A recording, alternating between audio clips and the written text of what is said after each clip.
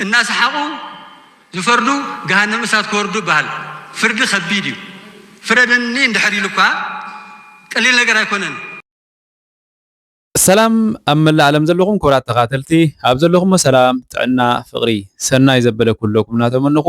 ንሎሙን ብሓድሽ ትሕሶ መፅኩም ኣለኹ ደጊመ ሰላም ምክታል ምናልባት ኣብቲ ናይ ሎም መዓልቲ ንእሽተይ ሒዝያ ዘለኹ ኣዝያ ኣገዳሲት እያ ቅድሚ ናብኡ ምባለይ ኣብ ዝሓለፈ ንእሽተይ ሓንቲ ቪድዮ ሰሪሐ ነይረ ብዛዕባ ኣብ ጀርመን ብሓፂር እቶም ተጠቀምቲ ዩሮ ንጥቀም ማለት እዩ ገንዘብ ንጥቀምቲ ኣብ ሃገራት ኣውሮፓ ዘለዋ ዋላ ኣብ ካልእ ኩልኹም ዩሮ ትጥቀሙ ሰባት ዩሮ ክቕየር ከም ዘለዎ ኢለ ንእሽተይ ቪድዮ ሰሪሐ ነይረ ማለት እዩ ክሳብ ኣብ ሰፕተምበር ከዓ እቲ ወሳነ ክመጽእ ከም ዘሎ ንእሽተይ ቪድዮ ሰሪሐ ነይረ ብዙሓት ግን ኣሕዋት ብፍላይ ብፕሪቫት ታልኩም ሓቲትኩም ነርኩም ንኣኽፋዲ ናብ ዩሮ ክቕየር ገለልኩም ዝሓተትኩም ኣለኹም እቲ መልእኽቲ ምናልባት ብጌጋ ተረዲእኩም ኣለኹ ማለት እዩ ኣነ ብዛዕባ ዩሮ ተዛሪበ ብዛዕባ ንኣኽፋይኩም ተዛሪበ ምስቲ ኣብ ዓድና ወይ ካብ ሃገርና ናይ ዩሮ ምእካብ ገይሮሞ ዘለዉ ምስኡ ምክንያት ብምግባር ሲ ንኣኽፋዲ ናብ ዩሮ ተቐይሩ ኢልኩም ሓቲትኩም ነርኩም ኣብ መወዳእታ ብዛዕባ ንኣኽፋብ ፍራንክፈርት ከም ስራሕ ንእሽተይ ሓበሬታ ሂበ ነይረ ማለት እዩ ዝያዳ እታ ሓበሬታ ንፅርቲ ክትከውን ዩሮ ከም ዝቕየር እየ ተዛሪበ ነይረ ማለት እዩ ዝያዳ ከዓ ኣብታ ቪድዮ ኢኹም ክትሪእዋ እውን ይለዋ ማለት እዩ ኣብ ናይ ሎም መዓልቲ ድማ እንተዳመፂና ግን ናይ ሎም መዓልቲ ኣዝያ ኣገዳሲት እያ ብፍላይ ከዓ ማለት እዩ ኣብ ጀርመን ትቕመጥ እዛ ኮንካ ኣብ ጀርመን ትቕመጥ እዛ ኮንካ ውላት ሃሊካ ዝተመርዓኻ ክትኮን ዘይተመርዓኻ ክትኮን ትኽእል ፅባሕ ክትምርዖ ትኽእል ኢኻ ሎሚ ዝተመርዓኻ ክትኮን ትኽእል ኢኻ ቀደም ዝተመርዓኻ ክትኮን ትኽእል ኢኻ ኣዝያ ኣገዳሲት እያ ኣዝያ ከጠቕመካ እያ ካብ መጀመርያ ክትጠቕመኒ ንዓይ ኣዝያ ስለ ዝጠቕመትኒ ማለት እዩ ኦሮድ ኣነ ቀዲመ ገይረዮ ነይረ ቀዲመ እውን ሰሪሐ ነይረ ነታ ነስራሕኩ ከዓ ስለ ዘራጎድለይ ከዓ ነዛ ቪድዮ እዚኣ ክክዳልዋ ክኢለ ማለት እዩ እንታይ መስለኩም ፍሩሽታን ትሬንት ዝብል ሓደ ንህፃናት ዝምልከት ኣውፂኦም ኣለዉ ሓድሽ ሕጊ ኣውፂኦም ኣለዉ እዞም ፍሩሽታን ትሬንት ዝበሃል ሓድሽ ሕግን ህፃናት ኣውፂኦም ኣለዉ ጀርመናውያን ማለት እዩ እዚ ምናልባት ስለምንታይም ከምኡ ገይሮም ስለምንታይም ከምኡ ኮይኑ ገላትን ዝብል ብዙሕ ምክንያት ኩሉ ይኽእል እዩ ሓደ እቲ ኣብ ጀርመን ተኣምልኪትና ንረንተ ዝወሃብ ገንዘብ ወይ ከዓ ንረንተ ኢሎም ዝህብዎ ውሑድ እዩ ብመጠን ከዓ ጀርመናውያን ከዓ ሃገሮም ገዲፎም ኣብ ካሊኦም ክነብሩ ዝግደዱ ማለት እዩ ወይ ድማ 45 ዓመት ሰሪሕካ ኣሎም ኣብ 67 65 70 ዓመት ረንተ ወፂእኻ ምስ ዝህቡኻ ገንዘብ ክናፅር እንከሎ ኣዝዩ ውሑድ እዩ ስለዝኾነ ሕጂ ብዛዕባ ረንተ ብዙሕ ይዛረቡ እዮም ረንተ ከመይ ክኾን ኣሎ ኢሎም ፍታሕ ይዛረቦም ዝሓለፈ ቪድዮ ሰሪሐ ነይረ ብዛዕባኡ ሕጂ ንሱ ኣይኮነን ኣገዳሲ ግን ሕጂ ግን ሓደ እንታይ ኢሎም ኣለዉ ፍሩሽታን ትሬንት ኢሎም ንህፃናት ኣውፂኦም ኣለዉ ሓደ ኣውፂኦም ኣለዉ ብዛዕባ ዝሓን ክብል እየ ምናልባት ሕጂ እቲ ስለምንታይ እዮም ከምኡ ገይሮም ተባሂሉ እቲ ፍሩሽታን ትሬንት ማለት ዳሕራይ ምስ ዓበኻሲ ምስ ኣረግና ማለት እዩ ብሓፂሩ ምስ ኣረግና ምስ ዓበና ኣብራህና ምስ ደቐመ ዓይንትና ምስ ዓወረ እዝንና ምስ ፀመ ዝሕግዘካ ኢኻ ትደሊ ማለት ኣብ ከባቢኻ ዘሎ ቤተሰብካ ህዝብኻ ተሃገር ንበዓል ኣባያኻ ክትሕግዘካ ማለት እዩ ካብኡ ከዓ ንገዛእ ርእስኻ እስኻ ትሕግዛ ማለት እዩ ትማሊ ብዝገበርካ ኢኻ ሎም መዓልቲ ትሕገዝ ሎም ምስ ትገብሮ ከዓ ፅባሕ ክሕግዘካ ማለት እዩ ሂወትኩም እዩ ብሓፂሩ ንኣብነት ሰናይ ነገር ተኣጌርካ ሰናይ ነገርካ ፅባሕ ንጎን ዓኻ ይምለሰካ ማለት እዩ እጅ ሰናይ ነገርካ ትጅምርካ ንገዛእ ርእስኻ ሰናይ ነገር ከይገበርካ ንኻልእ ሰብ ሰናይ ነገር ክትገብር ኣይትኽእልን ኢኻ ስለዝኾነ ሕጂ ዮምሶም ከዓ እቲ ፍሩሽታን ትሬንት ዝብል ከዓ ሓደ ነገር ገይሮም ማለት እዩ እዚ ፍሩሽታን ትሬንት ዝበሃል ከም ዝብለኩም ዘለኹ ፍሩ ማለት ኤርሊ ማለት ቀደም ማለት እዩ ሽታርት ከዓ ምጅማር ማለት እዩ ረንተ ኻርያን ጥሮታ ማለት እዩ ሕጂ ኣቐዲምካስ ጥሮታ ዝኾነካ ምሕሳብ ወይ ከዓ ሴቭ ምግባር ኢሎም እዮም ትሽማ ኣውፂኦም ዘለዉ ፍሩሽታን ትሬንት ኢሎም ከዓ ኣውፂኦም ኣሎ ማለት እዩ እዚ እንታይ ኢሎም ኣለዉ ሰም ሕጂ ካብ 6 ዓመት ዘሎ ህፃን ዝተወልደ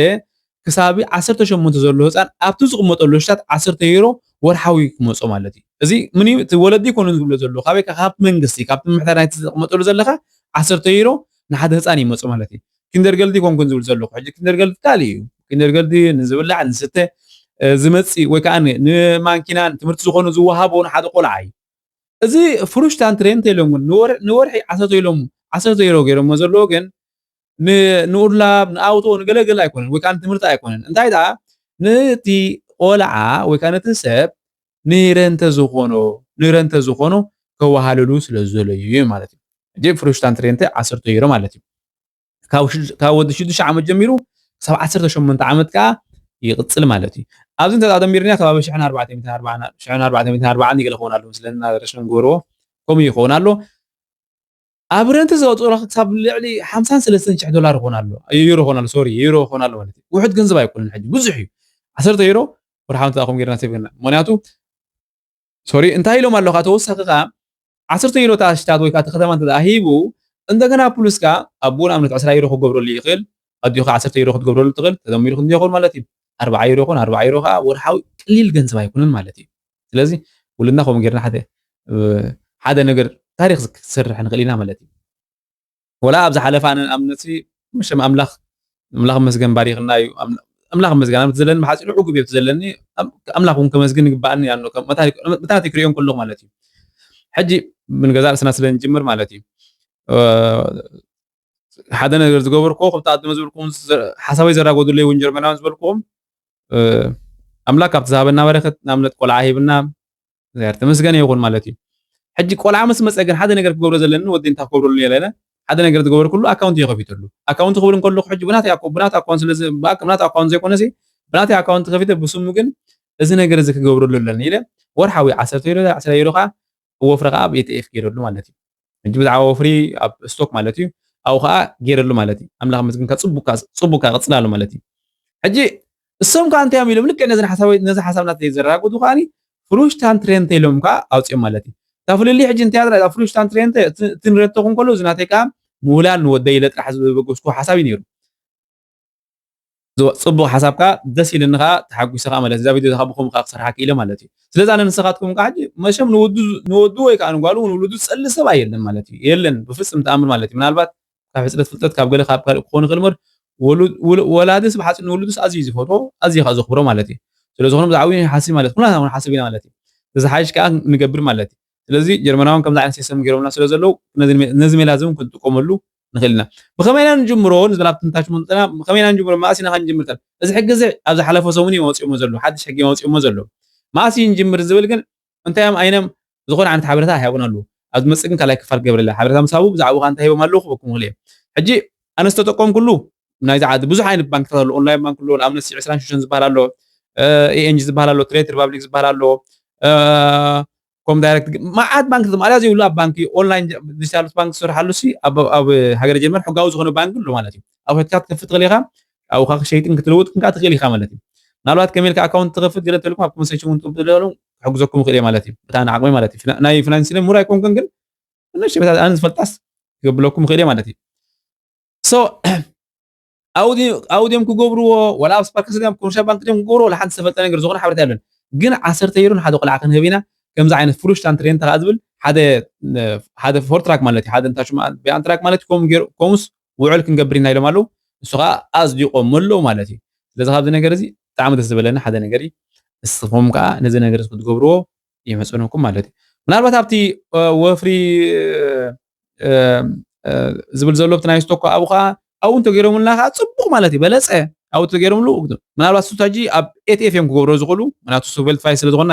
ዓለም ሙሉ ስለዝኾነ ኣብ ኣክሲዮን ተዛጊሮሙ ኣክሲዮን እውን ሓደጋ ክወድቕ ስለ ዝኽእል ማለት እዩ ኤቲኤፍ ግን ንክወድቕ ብዙሕ ታሽሙ የብሉን ብዙሕ ማለት ብዙሕ ኣይወድቕን እዩ ክወድቕ ክኽእል እዩ ግን ውሑድ እዩ ከም ኣክሲዮን ኣይኮነን ኣክሲዮን ኣብ ሓፂር ግዜ ክወድቕካ ስለ ዝኽእል ማለት እዩ ንሳቶም ከምኡ እዮም ዘለዉ ዓመታዊ 7 ዩሮ ክወልድኩም ዘለዎ 7% ሶሪ 7% ክወልድኩም ዘለዎ ማለት እዮም ዘለዉ ንኣብነት 100 ተለያስ 107 ክትኮን ማለት እዩ ሽዑኡ እቲ ናይ ኢንቨስቲረን ግን ጥቕሙ እንታይ ተባሂሉ ንኣብነት 100 ተጣፊርካ 107 እንተደኣ ኮይና ድሕሪ ኣብቲ ዝመፅእ ዘሎ ዓመት ከዓ እታ 7 ኮላ እያ ትወልድ ስለዚ ንሳቶም ከዓ ልክዕ ማለት እዩ እሱ ስለ ዝወልድ እሱ ጥቕሚ ኣለዎ ማለት እዩ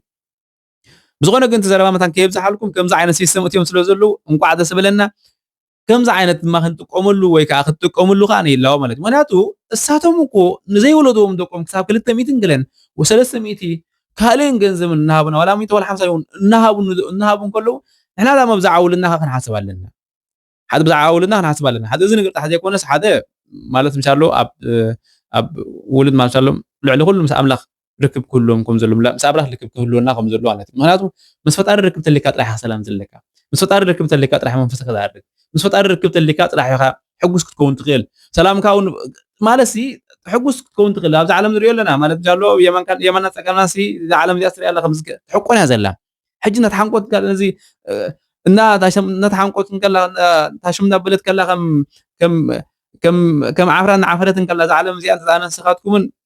መንፈስና ምስ ኣምላኽ ርክብቲ ዘይጌርናሉ ወይ ከዓ ምስ ቤተክርስትያን ደቅና ምስ ቤተክርስትያን ሕና ምስ ቤተክርስትያን ርክብቲ ዘይብልና ግን እሙንኒ ማለት ምሻሎ ሕጉሳት ንኮንና ኩሉ ግዜ ክንጭንቕ ኢና ኩሉ ግዜ እውን ቀሊል ነገር እውን ከጨንቐና ኸሊ ቀሊል ነገር እውን ከምዚ ሓደ መፅኡ ተስፋ ከቁርፀናይ ሓደ መፅኡ ገለ ከብለናይ ገለገለ ማለት ስለዚ ርክብና ህይወትና ምስ ኩሉ ዝኽእል እግዚኣብሔር ተኣጌርኒ እሙንኒ ሰላምና ሰላምና ሰላምና